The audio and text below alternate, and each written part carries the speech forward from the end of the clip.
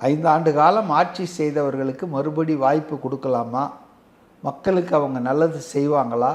இல்லை அவங்க சரியாக ஆட்சி பண்ணலை, அவங்கள வீட்டுக்கு அனுப்பலாமான்றதை முடிவு பண்ணுறதுக்கு தானே தேர்தல் நடக்குது. விஜயுடைய வாழ்க்கையை முடிவு பண்ணுறதுக்கு நடக்கலை.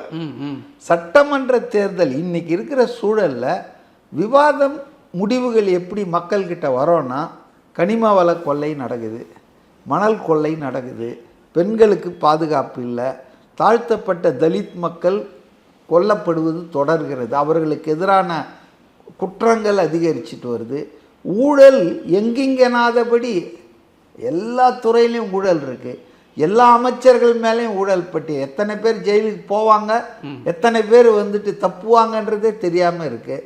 ஆக இந்த பிரச்சனைகளை எல்லாம் சீர்தூக்கி பார்த்து அடுத்த 5 வருடத்திற்கு தமிழகத்தை ஆண்டால் யார் ஆண்டால் நன்றாக இருக்கும், யாருடைய ஆட்சி மக்களுக்கு நன்மை பயக்கும், மாநிலத்துக்கு நன்மை பயக்கும், இதைத்தான் நம்ம பார்க்கணுமே தவிர டைவர்ட் ஆகிடக்கூடாது.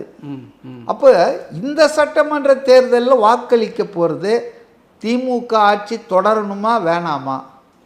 தொடரக்கூடாதுன்றது என் போன்றவர்களுடையது. ஏன்னா போதும், மிக கடுமையான சேதாரத்துக்கு உள்ளாயிருக்கு தமிழ்நாடு.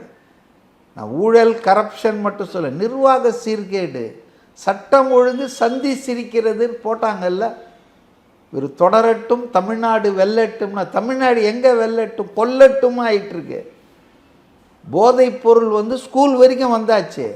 எதிர்காலம் என்ன ஆக போகுது கொஞ்சம் யோசிச்சு பாருங்கள். அதனால் நிலத்தடி நீர் போயிட்டுருக்கு. அது எதனால்? மணல் கொள்ளையால்.